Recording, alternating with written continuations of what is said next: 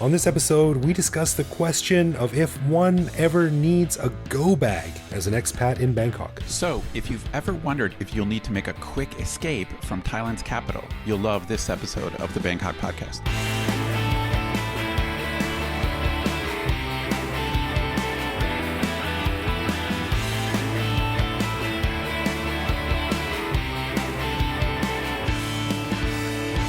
Sawadee krab, and welcome to the Bangkok podcast. My name is Greg Jorgensen, a Canadian who followed a friend to Thailand in 2001, and despite the famous slogan, have yet to find out where to apply for the S-Miles program. Dude, it's not S-Miles, it's Smiles, the land of smiles. Oh.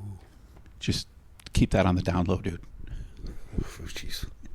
And I met Knuth, an American who came to Thailand on a one-year teaching contract 17 years ago, fell in love with Thai blues bands, believe it or not, and I never left. Literally, that's the truth. Mine was a joke. Yours is the truth. Yeah, it's kind of odd that my intro's non-ironic. I'm used to doing ironic intros, but occasionally I can be non-ironic. Okay, before we start, a huge thanks goes out to all of our patrons who support the show. For more info on how you can become a patron, just head to the support page on bangkokpodcast.com/support. And of course, one of the cool things our patrons get is an unscripted, uncensored bonus episode every week where we talk about current events in Thailand and whatever else comes into our minds. We just finished recording this week's bonus show, and we chatted about a potpourri of topics. We announced the winner of our Evo Terra caption contest. We talked about the apathy Greg's son showed for Songkran, a little bit odd for a 4-year-old boy. We talked about a new fan in Europe, and we had a good discussion about live music once again in Bangkok and our favorite blues bar ad here, the 13th. So check out the bonus show if you haven't checked it out yet, and if you're not a patron, you got to fix that. Totally. All right, well, before we jump into it, don't forget to head to our YouTube page, our brand new YouTube page, and subscribe to our channel. We need 100 subscribers before we can get a custom URL, so we don't just like youtube.com/7421abcd123, whatever. We'd like to get youtube.com/Bangkok podcast. So check the notes for this episode in your podcasting app or on our website for the link. Or now that we have 3 videos on YouTube, our channel does show in search results. So just go to YouTube and search for the BangkokPodcast.com and hit subscribe. We'd love to get to 100, and then we can start putting up some real cool stuff. Yeah. Maybe. So please subscribe. Yeah. And also a really quick note. This is kind of random, but I want to apologize to one of the listeners out there. I assume they're a listener, but someone sent a message to us about asking if we had figured out a way to put the podcast on Alexa, the Google thing. And I read it, like I woke up and I checked my phone in the morning as I always do, and I saw the message there and I sort of scrolled by it and blah, blah, blah. And I don't know where it is. I've checked Facebook, I've checked Instagram, I've checked YouTube, I've checked like my personal accounts. I don't know where this person sent the message to, because once I looked at the notification, it closed. I don't know where it is. Maybe you dreamed it, Greg. Maybe it never happened. It's entirely possible. So if I dreamed it, this conversation is moot. But if I didn't, to that person who sent the request, I'm so sorry I didn't respond. To answer the question, though, no, we don't have anything set up for Alexa. We did look into it a while ago, or I looked into it, and I got about 3 steps in, and I was like, this is a lot of work. I don't know if I'm ready to do this. So. I'm kind of curious about that. I'll research that, because... yeah, look into it if you can. Yeah, I'm not an Alexa guy. I use Google Home. But I'm kind of curious. So there is a way. So this would allow someone using Alexa just to say, play the Bangkok podcast, and it would play. I guess so. And wait, I said that Alexa was a Google thing, but it's an Amazon. That's the Amazon one, right? That's right. It is an Amazon thing. Okay. Right.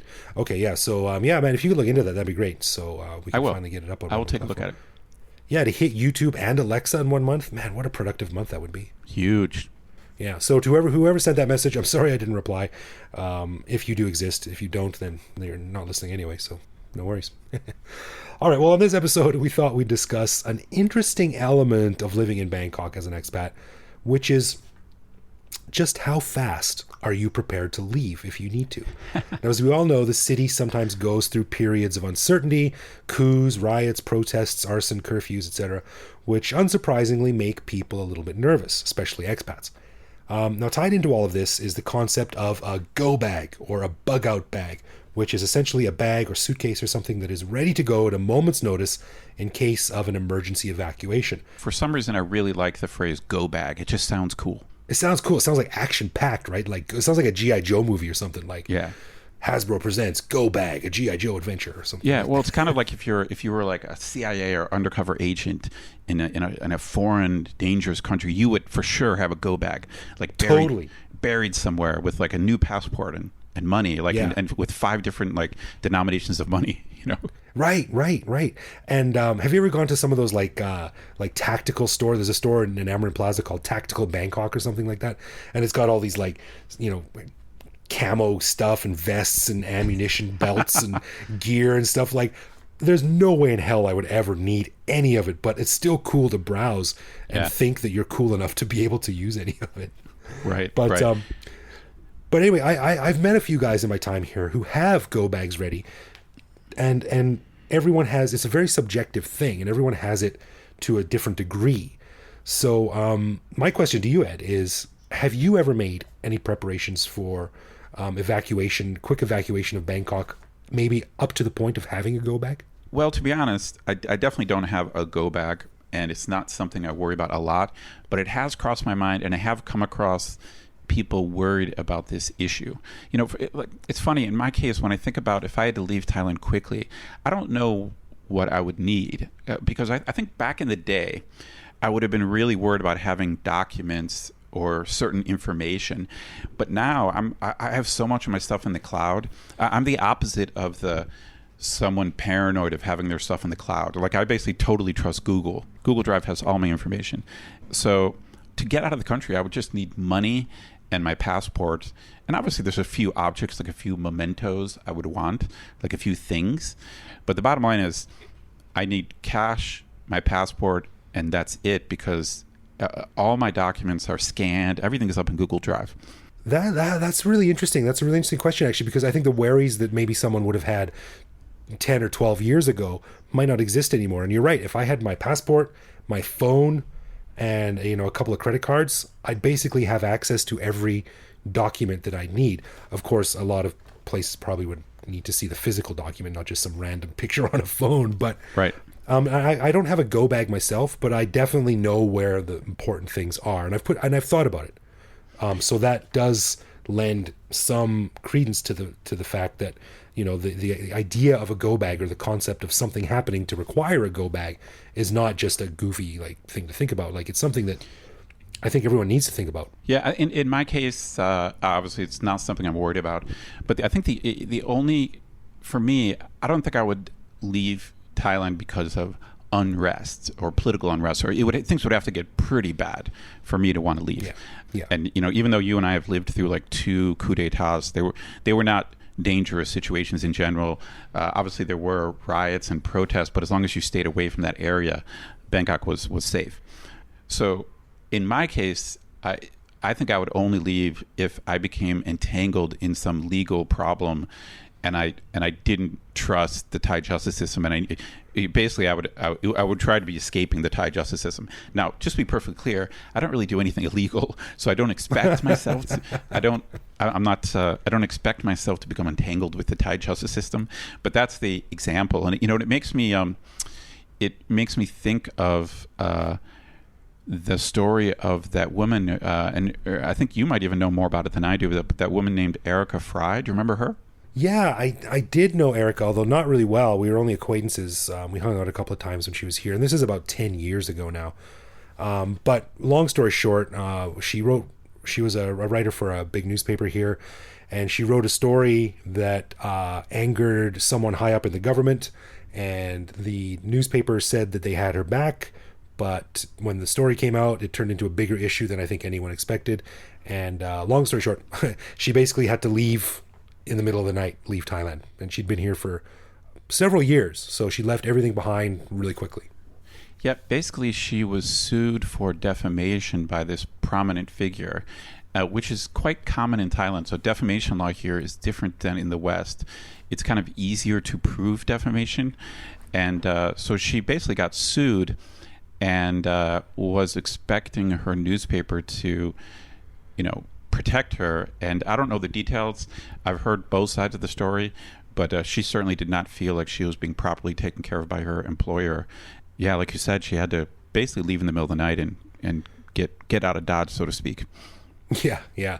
I think that's an extreme example, but like I've always said, and I've explained to my wife a few times, like, as foreigners living in Thailand, if we piss off the wrong person, we're done. We got to leave. That's it. Unless we have a ton of money to fall back onto, that's basically it for us. So a go bag is certainly something that some people feel the need to have, and that's an interesting thought too. Is that, like, it's one of those things, well, if you have a go bag, you're either really nervous about something or you're doing something that you shouldn't be doing.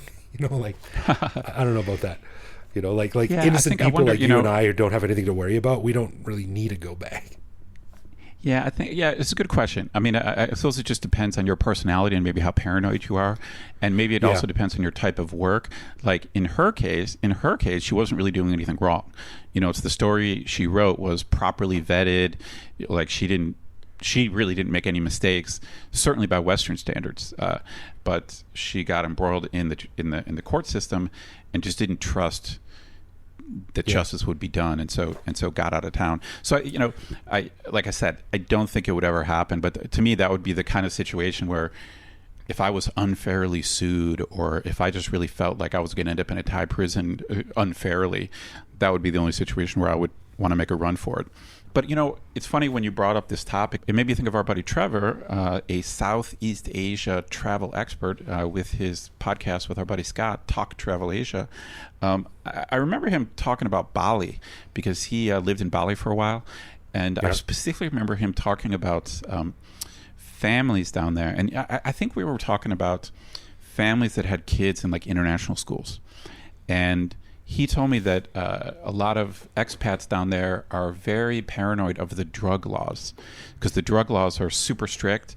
And you have these families with like maybe kids in some international high school. And, high school kids do occasionally experiment with drugs, right? And they're kind of they're paranoid, like that their kid is going to get busted with a small amount of pot or something like that. And he told me that it's pretty common for them to have like an escape plan, where they've got a go bag and they have a way to get to the airport. It's something that these families are worried about because they don't want their kid to get stuck in like a Balinese prison for 20 years. God, dude, I thought I was a jerk kid when I broke my mom's like fine china plate one time. Can you imagine being the one that forced your parents to have to quit their job and flee a country because of some stupid mistake you did? Oh man, talk about a guilt trip, dude. No doubt. But yeah, I'm sure, like, what a nightmare if one of your kids was stuck in an Indonesian prison for 20 years because they had, a tiny amount of marijuana. That would be a nightmare. Yeah, no kidding. Well, the concept of a go bag is interesting too, because like I said, it's pretty subjective, and I think for our discussion here, a go bag is not necessarily something that you need to escape Thailand or escape Bangkok, and I think there are varying degrees of go bagness, and but what got me thinking about this whole thing was that, as I've mentioned before on the show, I work at Central World, which had that awful fire the other day, which 2 people died at, and which caused the evacuation of the hotel, the mall, and the office tower, which I work in.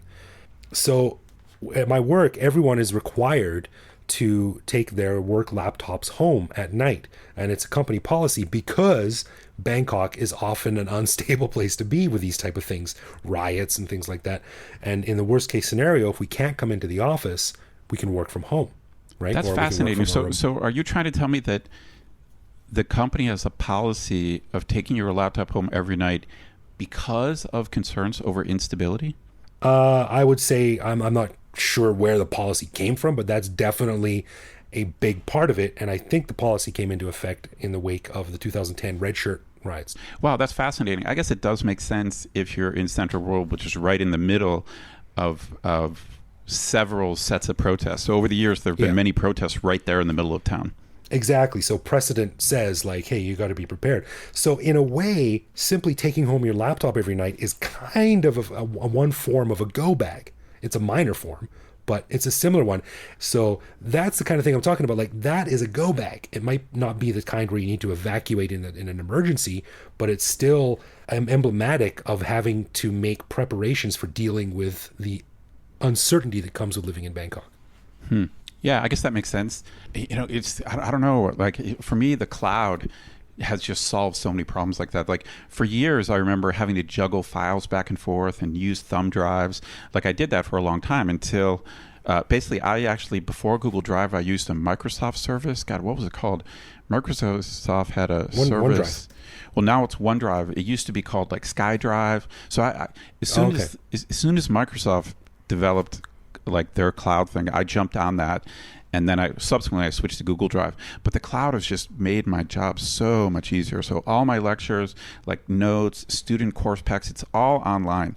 So I mean, I can't. There's no way I can lose it, and I can access it from my phone. So sometimes, I'll be at work, and let's say the internet's down in my office, but then there's computers in the classroom. So sometimes I just go to the classroom, and sometimes the internet's down in the computers in the classroom. But in that case, I just pick up my phone, I go to Google Drive, and I have my class notes like right there on the phone, and I just lecture off of my phone.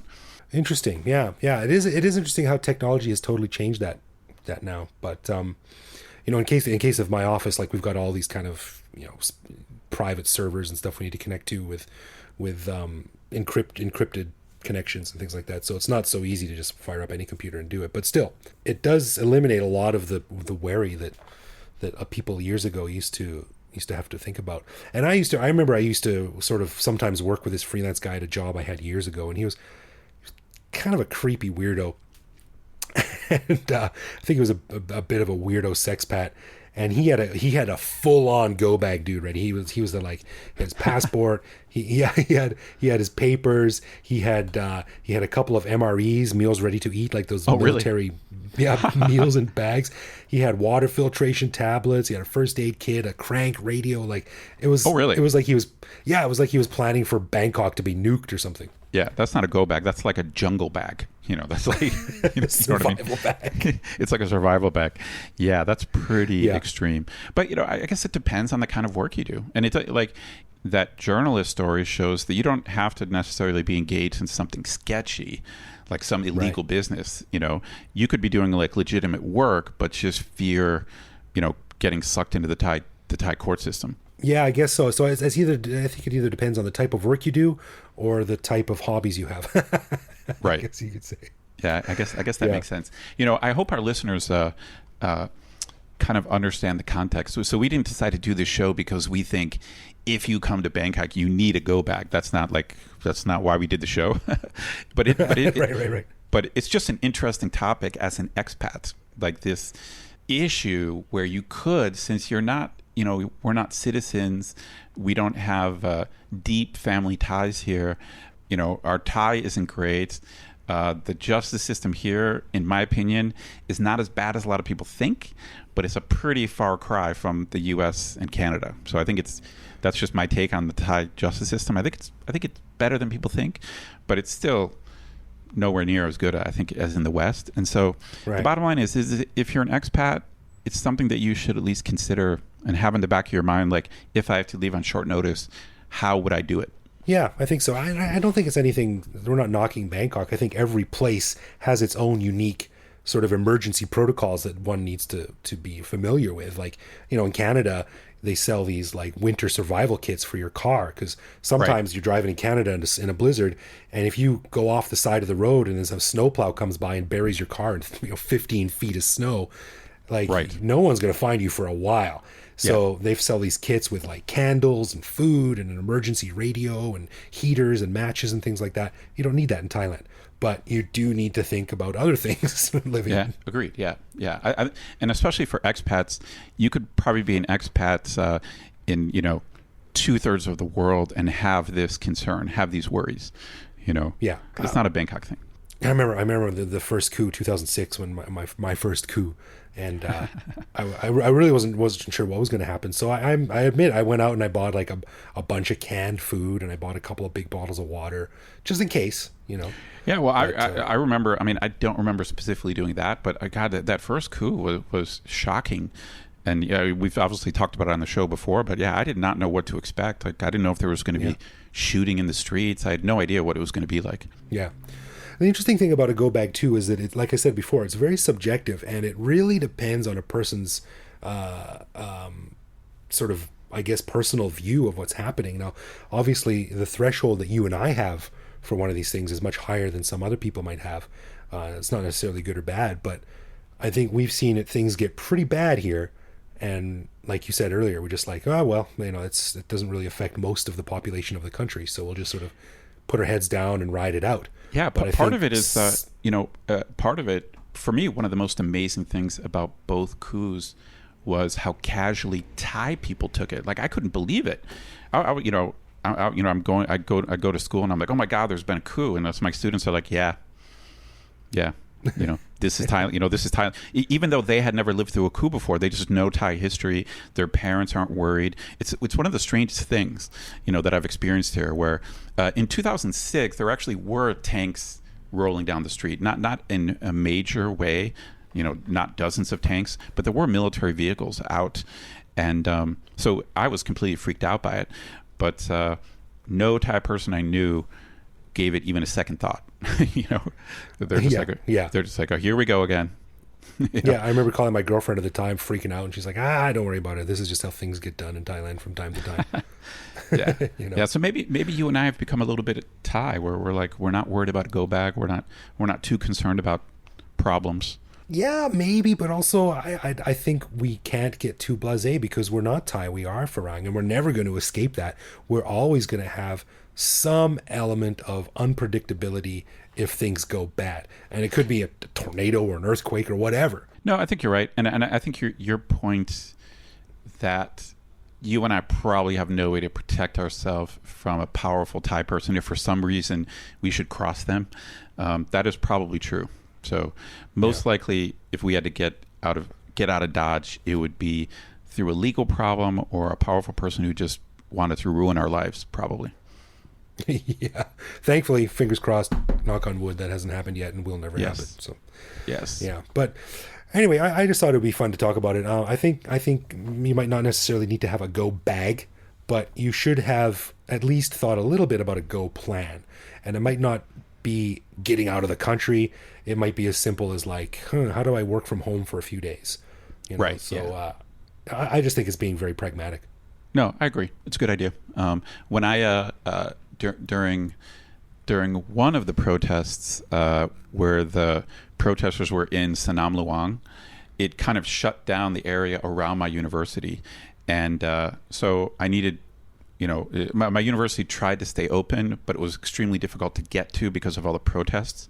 So so we had to cancel classes for a while, and then I ended up doing some online classes with my students. It's like, we did need a backup plan. Be prepared, man. Boy Scouts, they had it right. That's right. No doubt about that. All right, well, let's get into some love, loathe, or leave, where one of us surprises the other guy with a particular aspect of living in Bangkok, which we then discuss and decide if it's something we love about living here, loathe about living here, or hate so much that it makes us want to leave forever. And this week it's my turn. And this one, Ed, comes at you inspired by my recent trip to Hua Hin. Okay. Now, tell me if this has happened to you. You get up in the morning in your hotel, and I need a stretch. Looking forward to that big buffet breakfast, so you head downstairs, and they got a big thing of waffles, my favorite. You put a bunch on your plate, and you go to look for the maple syrup, but all they have is honey. Huh. Does this bug you as much as it bugs me? Okay, wow, that's a pretty specific thing, and it's funny because I think you and I at least once before have had a talk about maple syrup and how rare it is in Thailand. So to be honest, I can't remember having that specific problem at a hotel or like a buffet. So I just can't. I don't think that's specifically ever happened to me. But I did, and this was a couple of years ago, and I think you and I talked about it. I did at one point realized that I hadn't had real maple syrup in a while. And for some reason, I developed a craving for it. Because I grew up with maple syrup in the States. And I realized, I was thinking like, wow, it's pretty hard to get here. And I remember going to Foodland and being really happy that they had genuine, real, imported Canadian maple syrup. It was really expensive. It was like 450 baht or something. It's like $18, $18 or whatever. But I do remember like realizing that I hadn't had it in a while and buying it, and then I think I made my own pancakes or whatever. So I can't say I've been bothered, but I see your point. Like if you were looking forward to like waffles or pancakes for breakfast, honey, I would agree. Honey does not cut it. Yeah, man. No, honey is good on toast, but to drizzle it over pancakes or waffles, it's like making a bowl of cereal and then they're like, "Oh, we don't have any milk, but we have water." It's just not the same. It ain't how it was meant to be eaten. So I'm like, man, I'm paying 5,000 baht a night for this hotel. I want my maple syrup, damn it. I agree. So, it is a little bit odd that. Honey is extremely common here. Like Thai people love honey. Honey's all over the place. But it is odd how rare it is to find like real maple syrup. It's a real luxury here. Yeah. We've got honey, tons of honey in North America and maple syrup, but yeah, I guess it only goes one way. Well, to be honest, I've never encountered that specific problem at a hotel, but I do got to say, I do loathe the lack of maple syrup in general in Thailand. Yeah, I agree. Yeah, you can never do with enough maple syrup. I think it goes good with everything. And this particular thing, though, when I want maple syrup for my waffles, I just can't do with honey. I loathe it. Agreed. I would agree with that. Yeah, right on. Okay, before we wrap up, I'd like to give a special thanks to all of our lovely patrons. As you know, we don't run ads or have sponsors, so we really do appreciate the support we get from our patrons. If you want to learn more, just head to bangkokpodcast.com/support. And if you want to get in touch with us, it's easy. Bangkok Podcast on social media, bangkokpodcast.com on the web, or simply bangkokpodcast@gmail.com. We're very polite, and if you write, we will answer. Yeah, you can also find us on YouTube and online, where we post each episode and carry on conversations with our listeners. You can also reach out to me directly on the Twitter, where I am BKK Greg. So thanks for listening, everyone, and we'll see you back here next week. Absolutely.